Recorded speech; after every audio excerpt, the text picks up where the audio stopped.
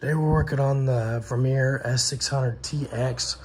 We're having an issue with the motor arm joystick being broken. If you look in here, that bottom plate is broken.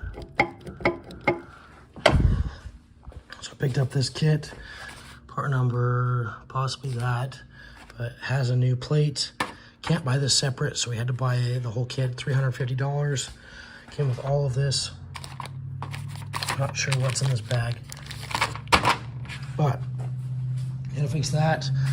The parts lady ordered the wrong thing, so we instead got this, and that assembly is like 750, 800 bucks. Luckily, we didn't need that. We're doing this instead.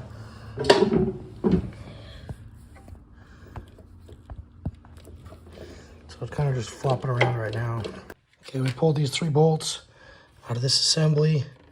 So we'll pull this piece off, which resulted in a lot better access. Now we can reach all 4 bolts down in there. Okay, here's a look at that valve body with that part removed. Here is the broken piece. We got our 2 seals here. Got our 4 Allen nuts. We got 2 Allen nuts here and 1 here that hold on to these arms. We got these pulled off. I used a pair of vice grips to hold this ball, and these smaller vice grips to hold right here. I don't know if that's the proper way to do it. I don't know if it messes those up, but I don't know a better way to tighten up that nut. There's a new valve body, so put that together.